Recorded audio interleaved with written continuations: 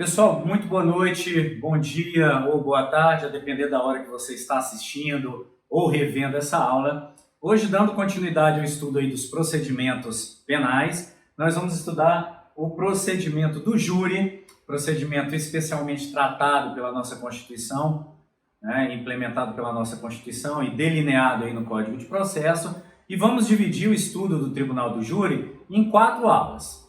Hoje nós vamos estudar as duas primeiras, que tratam-se das noções gerais e da primeira etapa do júri, que é o Judício Accusatione, e nas duas aulas posteriores nós iremos encerrar com a etapa intermediária e decisória e com a etapa do plenário do júri, ok? Então venham com a gente e vamos aí ao procedimento do júri. Primeiro, gente, vamos analisar aí os antecedentes históricos no mundo, né? A história que nos trouxe até aqui no procedimento do júri. Aonde foi criado? Há uma grande controvérsia sobre aonde foi criado o procedimento do júri. Alguns falam que a origem dele é na Inglaterra, no direito anglo-saxão. Outros falam que o antecedente é mais remoto ainda, lá na Grécia e posteriormente apreciado em Roma. Nós vamos seguir essa linha, entendendo que o antecedente mais antigo advém aí de Roma, tá? Que aprimorou o que já tínhamos na legislação da Grécia. O que acontece é o seguinte: no procedimento utilizado em Roma, o Tribunal do Júri, o que é semelhante a hoje o Tribunal do Júri, era o procedimento recursal. Então, se a pessoa fosse condenada na primeira etapa, que era realizada pelo magistrado ou pretor, ela poderia recorrer ao julgamento dos seus iguais, do povo. E talvez daí que se refiram os estudiosos que preferem essa tese dos antecedentes remetidos aí à Grécia. Aqui no Ocidente, mais propriamente, um procedimento bem mais próximo do nosso, os antecedentes são aí na Inglaterra, em especial na Magna Carta Libertatis, né? A carta promulgada pelo rei João Sem Terra em 1215. Nós já falamos disso demais, vocês já ouviram por diversas disciplinas do curso a história lá do rei João Sem Terra, que para conquistar um pouco de poder ele teve que fazer as concessões. E olha só, o Tribunal do Júri, a ideia da formação do Tribunal do Júri na Magna Carta está dentro de um fragmento da Magna Carta que traz o princípio também do devido processo legal. Vejam só, ninguém pode ser detido, preso ou despojado de seus bens, costumes e liberdades, senão em virtude de julgamento de seus pares. Olha só que interessante. O julgamento dos pares, que é a grande ideia aí do Tribunal do Júri. A pessoa ser submetida ao julgamento de seus iguais. A sensação que a sociedade tem sobre justiça e com relação a um determinado crime, e não o julgamento feito por uma pessoa tecnicamente habilitada, como são os demais procedimentos que nós temos. Após a Revolução Francesa, em 1798, nós tivemos também uma ascensão desse tipo de procedimento na França, em decorrência da grande corrupção prévia à Revolução Francesa, envolvendo os magistrados, que sempre protegiam as classes privilegiadas. Então, naquela onda de cortar cabeças iniciada por Robespierre, que acabou inclusive com a cabeça dele rolando, teve-se uma grande desconfiança desses julgamentos feitos por magistrados. E então o povo se sentiu mais confortável instituindo um sistema, olha só, de julgamentos feitos pelo próprio povo, ok? Então, olha só, no Brasil, vindo para o Brasil, a influência da Revolução Francesa, e a influência aí dos direitos humanos e do iluminismo, ela culminou também nas primeiras legislações brasileiras, inclusive lá em 1822, onde se instituiu, através dessa lei, a Lei de 18 de junho de 1822, o Tribunal de Júri. Inicialmente ele era usado no Brasil para processar os crimes de imprensa, veja só. Então o processamento primeiro do Tribunal do Júri no Brasil foram os crimes de imprensa. No texto constitucional, ela surgiu lá em 1934 e foi regulamentada bem depois, vejam só, em 1941, pela lei aí 3689, um decreto-lei, tá? de 3689. E esse decreto, gente, ele perdurou por muito tempo.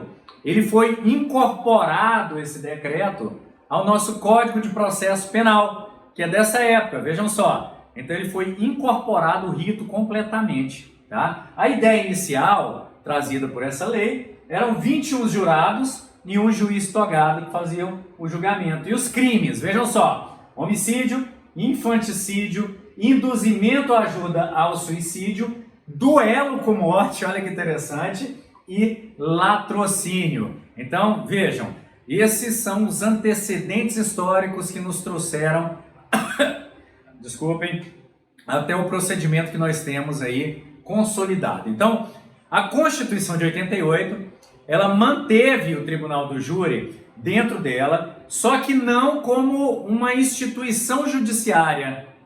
Vejam só, não está lá no capítulo do Poder Judiciário, ela está no capítulo dos Direitos e Garantias Fundamentais, no inciso aí 38, mais propriamente, do artigo 5º. Então, é um direito fundamental, que a Constituição previu, de uma pessoa acusada por certos crimes, de ser julgada por seus pares. Lembram lá que a gente falou há pouco, Magna Carta? A ideia de democracia quando a pessoa é julgada pelos seus pares, a sensação de justiça feita pela própria sociedade. Vejam só, então, isso é introjetado na Constituição também. E não para todos os crimes, para alguns crimes, como nós vamos ver. Então, olha o que a Constituição fala. É reconhecida a instituição do júri com a organização que lidera a lei. Então, na classificação de José Afonso da Silva, eminente constitucionalista, é uma norma de eficácia limitada, porque ela não se auto-executa. Percebam, isso não é suficiente, o que está no texto constitucional não é suficiente para se implementar e se executar aí o rito do júri, tá? Então a norma de eficácia é limitada, pois depende de lei para ser plenamente aplicada. Então, a lei que vai aplicá-la aí é o nosso Código de Processo Penal. A Constituição, pessoal, ela trouxe também alguns princípios ligados ao rito do júri. Então vamos ver um por um para a gente entender. O primeiro deles traz uma certa confusão. E se vocês se sentirem confusos com esse princípio, não se culpem, porque até o Supremo também traz algumas confusões quando fala desse princípio do júri. Olha só, a plenitude de defesa.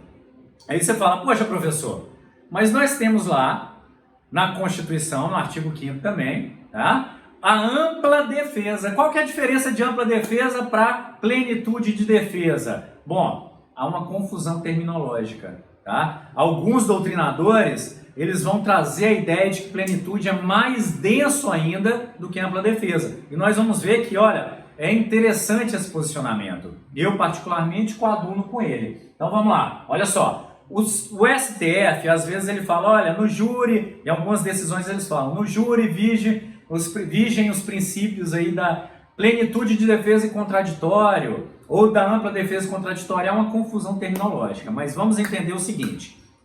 Para efeitos terminológicos, a plenitude de defesa é mais ampla do que a ampla defesa, ok?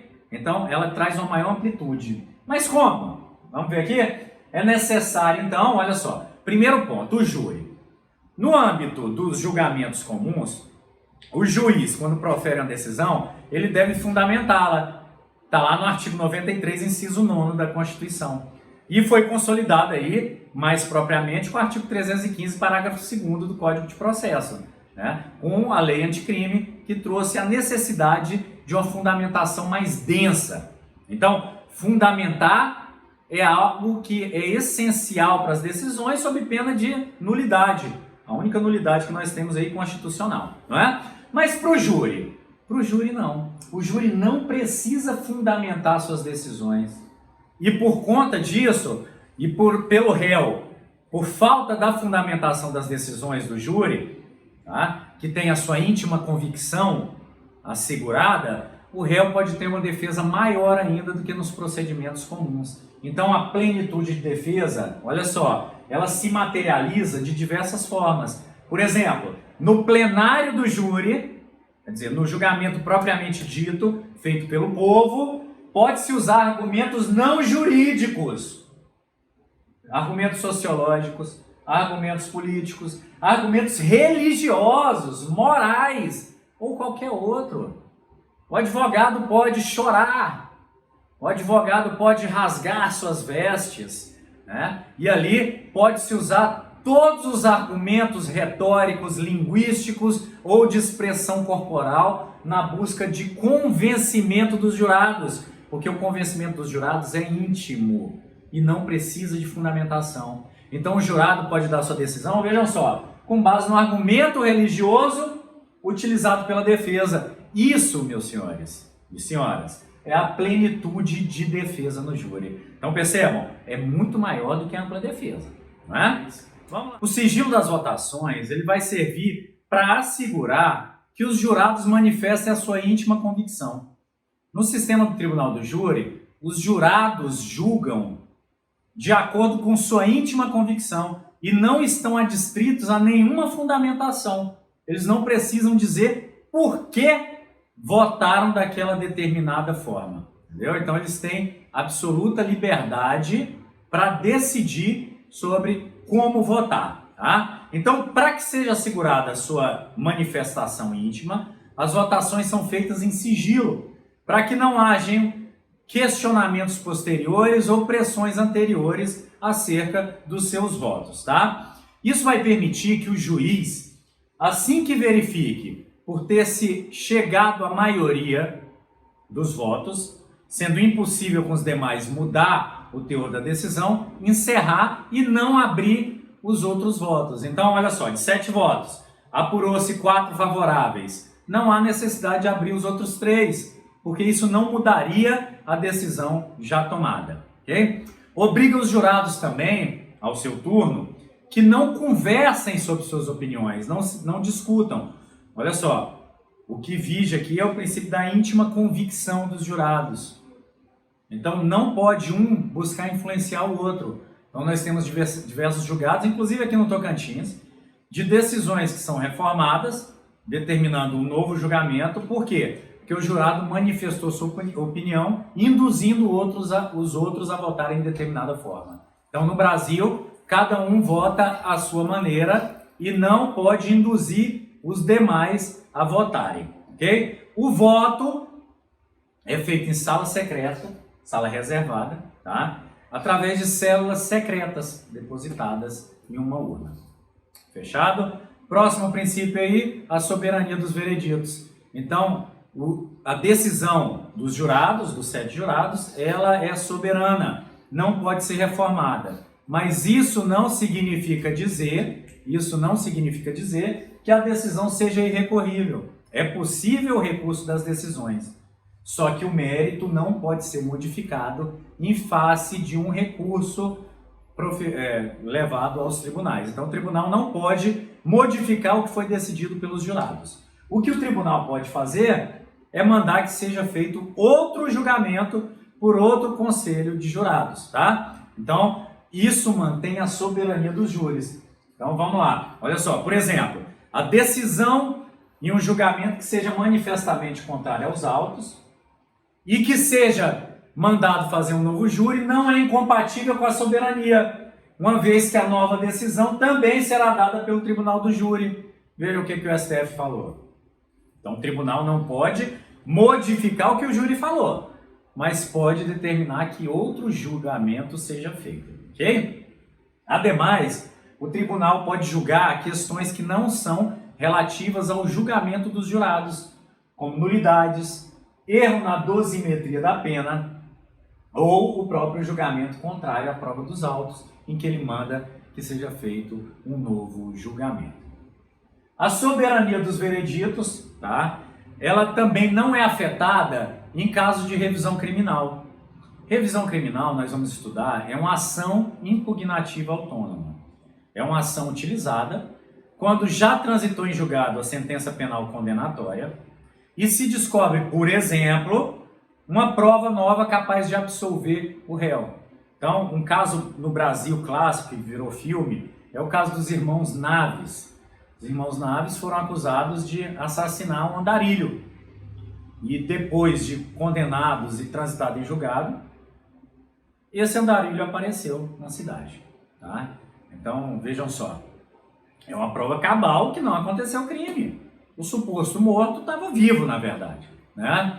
Enfim, a revisão criminal feita, ela não viola a soberania. Então, vejam só. O que o STF falou? O tribunal do júri é uma garantia fundamental do acusado de ser julgado por seus pares. Essa garantia fundamental não pode ser um paradoxal obstáculo à restauração da liberdade do condenado, quando ela é cabalmente comprovada. Percebam? Então, olha, é um direito e garantia fundamental, não pode ser um paradoxal obstáculo à restauração da liberdade. E um caso como esse exemplo, e diversos outros aí que nós poderíamos dar. A competência do júri também é definida constitucionalmente.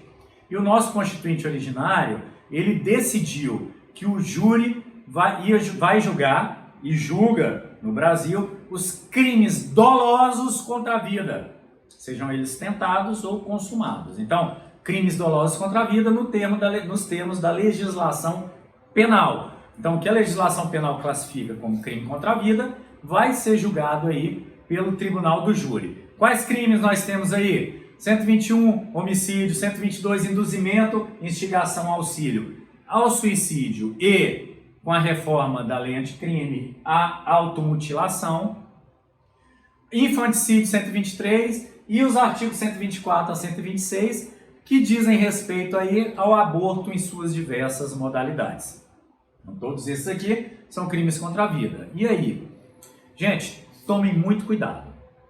Lembrem que no semestre passado nós estudamos aí conexão e continência. No caso do júri, vamos recordar que o Código de Processo fala que os crimes conexos ou continentes ao júri serão julgados também no tribunal do júri. Então, podem outros crimes serem julgados no âmbito do júri? Sim. Inclusive crime de menor potencial ofensivo, desde que ele seja conexo a um crime doloso contra a vida. Beleza? Competência do júri e o genocídio. Esse é um caso que eu trouxe para vocês que eu acho interessantíssimo. Olha só, genocídio aparenta ser um crime contra a vida, porque é morte de grupos ou grupamentos de pessoas, tá? Com o fim de exterminar aquele determinado grupo. Então vejam só, nós temos um informativo 402 do STJ que decidiu sobre um caso específico, que foi o massacre dos índios Rashimu no Amazonas por garimpeiros. E nesse caso, o STJ decidiu algumas questões essenciais que eu trouxe aqui para vocês. Então vejam só. Primeiro, crimes contra direitos indígenas, então genocídio de etnias, tribos indígenas. Primeiro, por direitos indígenas ser de responsabilidade da União, a competência é federal. Então, primeiro ponto. Se fosse Tribunal do Júri, seria Tribunal do Júri Federal. Que eu faço um parêntese. Nós podemos ter Tribunal do Júri nos estados, no âmbito da Justiça Estadual ou no âmbito da Justiça Federal também. Tá? Então, primeiro ponto que o STJ colocou. Competência federal. Segundo ponto. O crime de genocídio tem objetividade jurídica, tipos objetivos e subjetivos, bem como sujeito passivo inteiramente distinto dos arrolados como crime contra a vida. Então, homicídio, por exemplo, olha só, sujeito passivo, outrem, ou outrens, tá? O genocídio não. O genocídio, o que o STJ falou? O bem tutelado é a vida comum de um grupo. Então, não é um indivíduo, é a vida comum de um grupo, é aquela sociedade, aquela microsociedade, tá? De homens ou parte desses, ou seja, da comunidade dos povos. Então, não se tutela a vida, ainda que a vida seja extremamente importante para o genocídio. Se tutela, sim, o grupo, o agrupamento, no caso aí, a etnia dos índios Rashimu no Amazonas, tá? Então, genocídio não é competência do júri, não é crime contra a vida, tá? E aí, o procedimento do júri, como ele é formado. Então, nós temos 3 etapas. A primeira é comum ao que nós já estudamos em diversos outros procedimentos, que é o inquérito policial.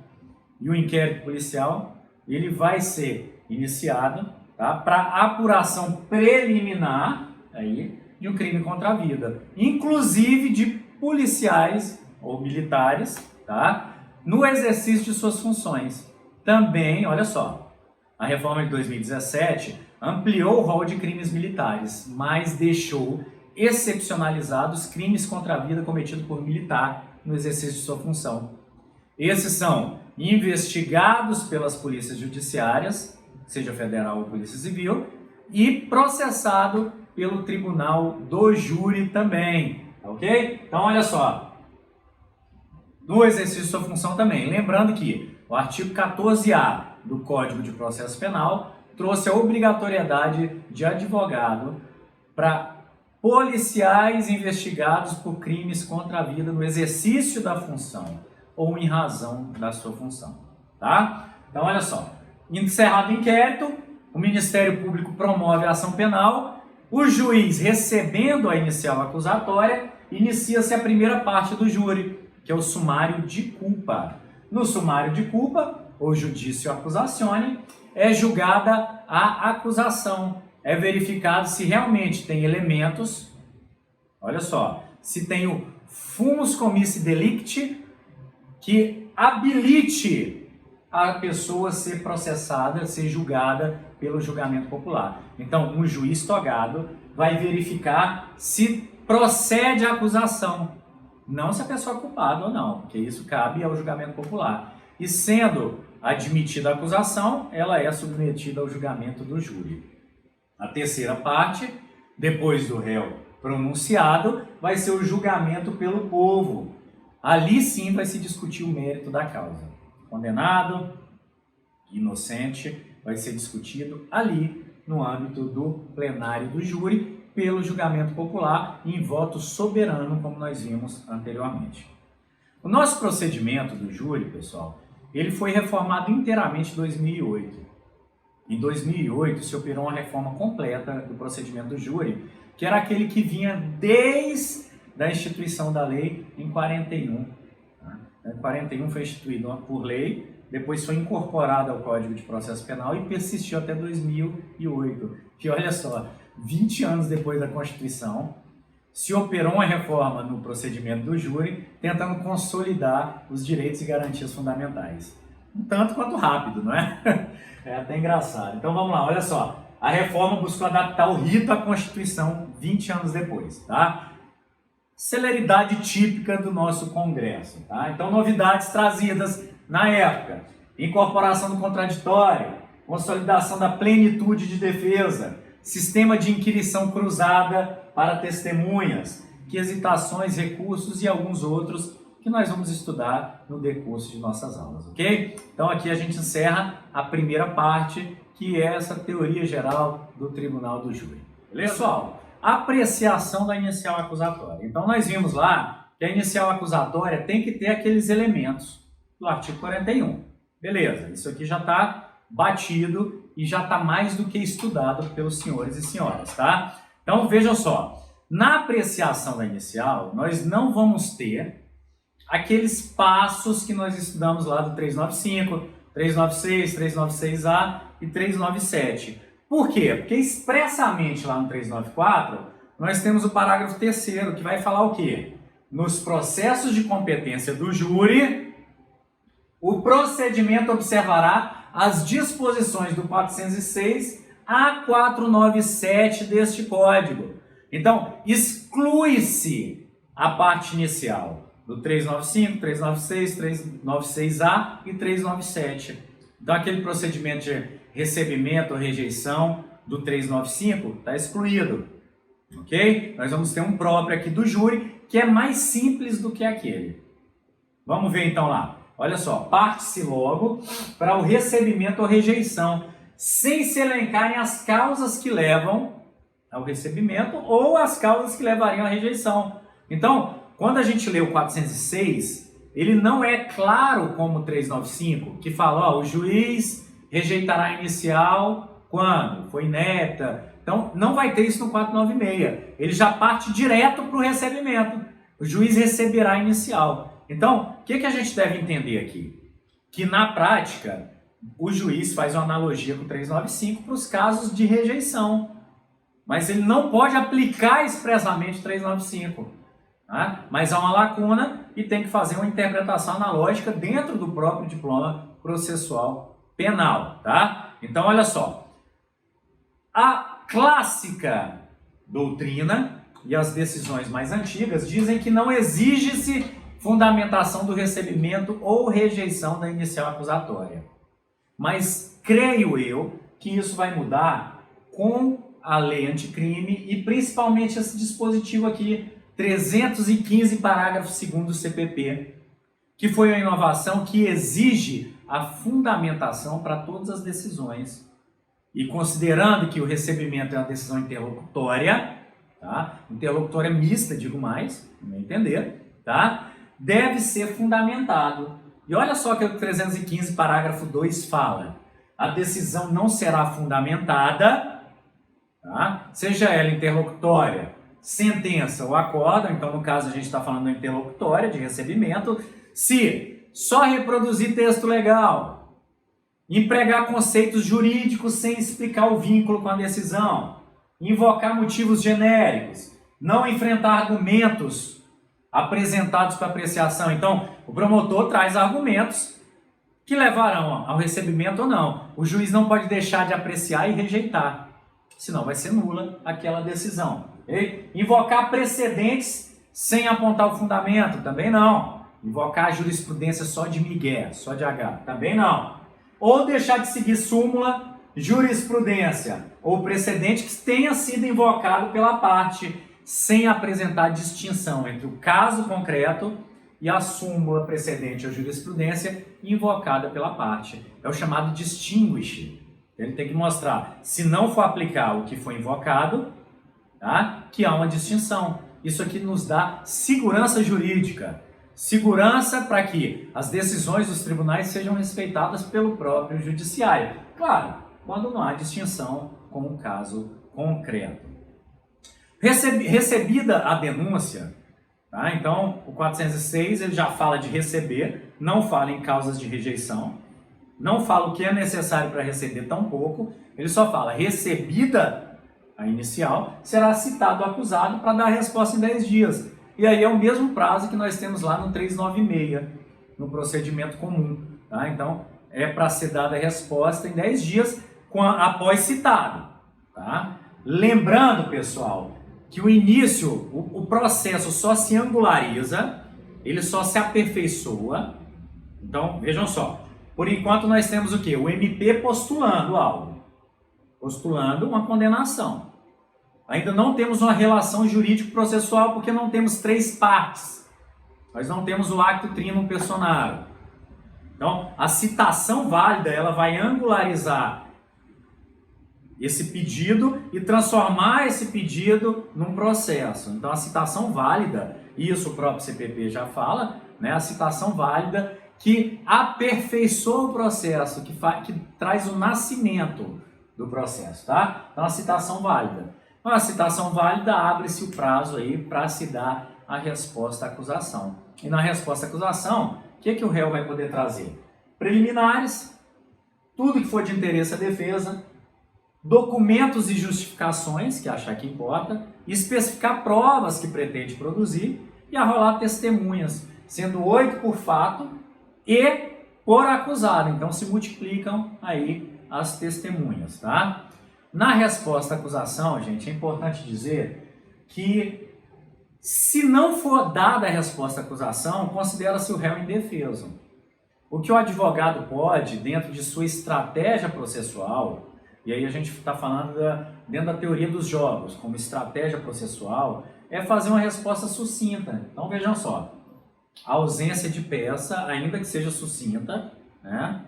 Repudio injusta todas as acusações, ou que o meu cliente é inocente e apresentarei os motivos a posteriori.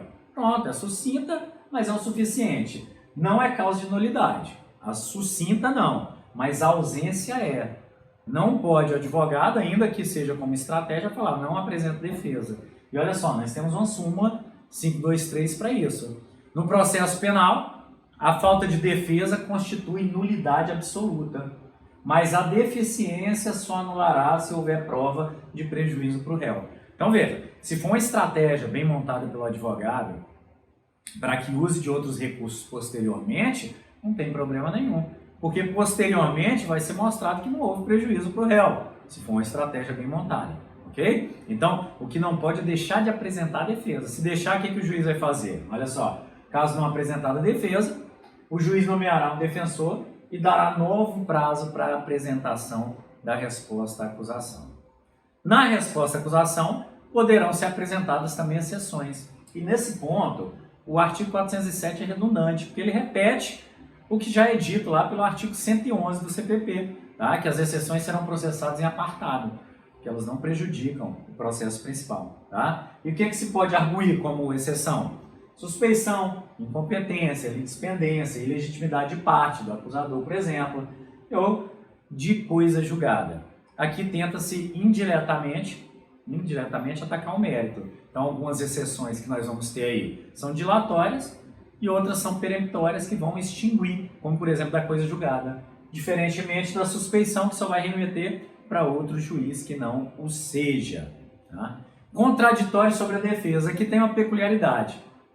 Se na resposta à acusação forem apresentados novos documentos ou novos fatos, vai ser dada a oportunidade aí para o Ministério Público se manifestar em 5 dias sobre esses novos elementos trazidos aí para os autos. Então tenta-se estabelecer uma bilateralidade prévia, tá? Prévia ao início aí da instrução. Diligências solicitadas. Bom, na petição inicial do MP, na denúncia, ou na queixa-crime subsidiária da pública e na resposta à acusação, podem ser solicitadas diligências. O juiz vai deliberar isso após toda essa parte inicial e petitória. Então, uma parte apresenta a sua tese, a outra parte a antítese. O juiz não vai decidir nada acerca do mérito, mas vai decidir acerca dos pedidos. Então, a parte instrumental, o juiz vai decidir diligências pedidas, mandar intimar testemunhas para que as que vão ser ouvidas. Então, nessa etapa aqui, o magistrado vai também poder acolher sessões preliminares, nulidades também no processo. Tá? O que mais que ele vai poder fazer aqui? Eu coloquei alguns exemplos. O aditamento da inicial acusatória, tá? Quando acatado algum argumento defensivo que geraria a rejeição da inicial e que seja possível de ser sanado sem problema algum. Desentranhamento de provas colhidas de forma ilícita, isso pode ser pedido pela defesa como preliminar e o juiz pode mandar desentranhar as provas. E é bom, porque as provas desentranhadas nessa etapa, elas não vão contaminar a convicção dos jurados. Tá? Refazimento de ato processual que seja nulo, então a nulidade, como nós vamos ver lá na frente, ela faz com que os atos sejam refeitos, para que se permita a rigidez processual. Saneamento de erros que não ensejam nulidades, então erros formais que não vão ensejar a nulidade do feito.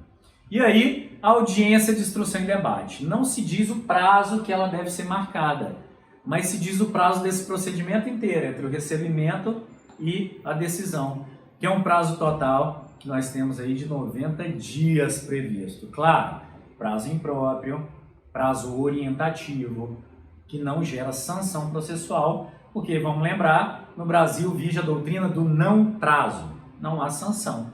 Então é como se eu falar para vocês, ó gente, tem um trabalho para a próxima aula, mas pode entregar ano que vem. Ninguém vai entregar na próxima aula, né? É mais ou menos o que acontece aqui no Código de Processo Penal, tá? Serão intimados aí antes da instrução as partes, testemunhas, tá? Sendo deliberado pelo juiz a viabilidade da acusação. Então, nessa audiência de instrução e debate, o juiz não vai sentenciar nada. Ele só vai verificar se tem um conjunto probatório mínimo, tá? Dentro do brocado, que não é princípio, cuidado, do indúbio pro societatis, tá? Se tem elementos mínimos que mostrem uma justa causa para que o acusado seja submetido ao julgamento popular. Então o juiz só vai analisar isso, sem adentrar no mérito. E ele pode identificar que tenham causas evidentes que ensejam absolvição e pode também absolver sumariamente. Então aqui, o único provimento meritório que o juiz togado pode dar no judice accusatione é o de absolvição sumária. Beleza? Então, olha só, intimadas as partes, viabilidade da acusação vai ser definida pelo juiz em uma decisão interlocutória mista, que pode ser terminativa ou não terminativa, pronúncia ou impronúncia, ou meritória propriamente dita. Então, olha só, pronúncia, quando o juiz decide que o acusado vai ser submetido a julgamento popular. Impronúncia, quando o juiz decide que tem provas insuficientes, não há justa causa para submetê-lo ao julgamento popular. Então, olha, nós tivemos recentemente aqui, né, uma decisão naquele caso dos postos envolvendo Duda Mendonça, em que foi amplamente divulgado pelo advogado dele que ele foi absolvido. E não foi isso que aconteceu. O que o juiz fez, o doutor Alessandro Hoffmann, foi decidir pela impronúncia. Ele definiu que não existia suficiência de provas que mostrassem a justa causa para ele ser submetido ao júri. Nós vamos ver que a impronúncia não é absolvição e se novas provas surgirem, o processo pode ser seguido, não tem problema algum. E a absolvição sumária é uma decisão meritória que põe fim em definitiva à causa e, claro, pode ser submetida a recurso. Incompetência do júri também é quando decide-se que não é atribuição do júri, então não é crime doloso contra a vida, tá? Sendo remetido ao juiz competente. O que nós vamos ter na audiência de instrução? Não é instrução e julgamento, não tem julgamento aqui, tá? Pode se chamar até de instrução e decisão. Mas vamos só colocar aí, ó, audiência de instrução e debates, ok? Então, olha lá, o que nós vamos ter? Declaração do ofendido, primeiro ato. Ah, professor, mais crime contra a vida, mas pode ser tentado, não é? E não é só homicídio, pode ser induzimento ou instigação ao suicídio, quando decorre aí de lesões graves, por exemplo. Então, pode acontecer de termos aí a vítima, tá? Então, declarações do ofendido. O ofendido, lembrando, porque nós já falamos sobre isso, ele é obrigado a comparecer, podendo ser conduzido também coercitivamente para o ato. Tá? Segundo, inquirição das testemunhas. Primeiro, as testemunhas da acusação, depois da defesa, consolidando-se o princípio do contraditório. Vejam só, a testemunha que foi intimada, ela deve comparecer, senão ela vai ter as sanções. Mas a parte que arrolou, a acusação e a defesa, se entender que aquela testemunha é essencial, o que vai ter que acontecer? A audiência vai ser remarcada. E se não for, trazendo prejuízo, pode-se haver a nulidade do procedimento. Claro, seguindo o princípio do pas de nullité sans grief. Não há prejuízo, não há nulidade sem prejuízo comprovado. Ordem: primeiro acusação, depois defesa. Primeiro escuta quem arrolou, depois a parte adversarial no sistema do cross-examination, sistema cruzado de oitivas. Então, primeiro quem intimou, depois a parte contrária, e subsidiariamente o juiz vai perguntar, o juiz pode fazer algumas perguntas também. Esclarecimento de perito se requerido na manifestação das partes. O perito não vai ficar ali se não tiver anteriormente sido solicitada essa diligência também. Acariações, caso haja contradições entre versões. Reconhecimento de pessoas e coisas, feito no estrito termo do Código de Processo. Então, primeiro a pessoa narra e descreve, e depois ele observa o objeto ou a pessoa, entre outros, podendo ser direta ou indireta. Outras provas que queiram produzir, ou apresentar vídeos, enfim, provas documentais. E, por fim, o interrogatório do acusado, assim consolidando o princípio do contraditório. Depois de feita toda a instrução, os debates, que são as alegações orais finais, tá? O tempo para acusação e defesa, tá? São de 20 minutos. 20 minutos. Não cabe aqui memoriais. Não cabe juntada de memoriais também. Nós temos que partir do princípio da oralidade, primordialmente no rito do júri, que é demarcado historicamente por essa oralidade. Então, segue o mesmo tempo que a gente brinca aí, se vira nos 30, não é? 20 minutos, mais 10 para réplica e tréplica. Então, alternadamente, começa a acusação e depois a defesa.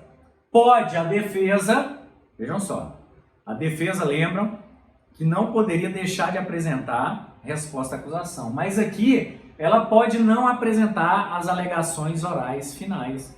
é direito da defesa se achar que essa é a estratégia mais correta, ok? Então, a jurisprudência do STJ, eu trouxe aqui edição 75 de processo penal, ela fala, olha só, a ausência de oferecimento de alegações finais em processo de competência do júri não acarreta nulidade, uma vez que a decisão de pronúncia encerra juízo provisório acerca da culpa. Então, edição 75 aí, consolidada. Olha que interessante. Aqui não encerra juízo provisório de culpa, então, se o advogado entender no interesse da defesa que não vai fazer diferença o que ele fala, ele pode guardar suas teses para usar no plenário do júri, né? Até porque o plenário do júri nós temos uma ampliação, inclusive, dos argumentos que podem ser utilizados, né? O que pode ser feito nas alegações orais finais? Como exemplo aqui, arguir nulidades que tenham ocorrido após o saneamento, aquele que eu falei das diligências, após apresentada a resposta à acusação. Então, pode ser arguída nulidade. Requerer aplicação ou revogação de medidas cautelares.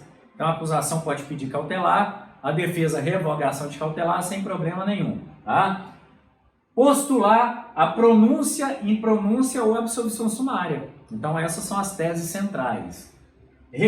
Requerer um incidente de insanidade mental quando for verificado aí que o acusado pode ter algum problema de sanidade mental. Pode ser absoluta ou parcial, que pode implicar na redução de pena ou aí na absolvição imprópria também. E requerer a desclassificação criminal para ser remetido a juízo diferente, tá? Isso aqui já passou. E, por fim, nós temos aí a etapa decisória. Na etapa decisória, tá?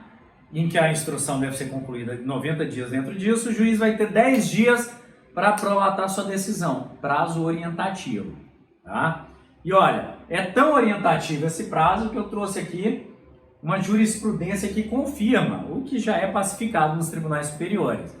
Restando materializada a autoridade judiciária, não se encontra omissa, não há ilegalidade a ser reparada. Era um caso em que a defesa alegava excesso de prazo, tá? Excesso de prazo, porque já excediam em 3 meses os 90 dias. Então já tinha se dobrado o prazo. Mas olha o que era o caso. O TJ estava julgando 3 réus acusados por 3 crimes, conexão. Então era um caso bem mais complexo. Então o Tribunal de Justiça do DF entendeu que não era caso aí de abuso, porque a complexidade do caso justificava a demora acima do prazo convencionado. Beleza? Então, pessoal, aqui nós encerramos essa etapa do Tribunal do Júri, que é a primeira etapa do Judício Accusatione. E aí, na próxima aula, nós vamos estudar aí o Judício Causa. Então, nós vamos ver o plenário do júri propriamente dito, numa primeira etapa, tá? Como que se prepara, como que se compõem os jurados. E em uma segunda etapa, nós vamos verificar como é feito o julgamento, a instrução em plenário, as quesitações, as votações e, enfim, a conclusão desse procedimento em primeiro grau, ok? Lá no material, lá no portal do aluno, vai ter o material para vocês gravarem um pequeno vídeo de vocês falando, dando opinião e trazendo também, tá, alguns conceitos referentes à matemática que eu vou postular para vocês lá, que tem relação aí com o nosso Tribunal do Júri, ok? Então não deixem de conferir o portal, vocês vão ter um prazo razoável e lembre-se, ó, lavar as mãos, isolamento social para a defesa de toda a sociedade. Um abração, boa noite, bom dia ou boa tarde para todos vocês.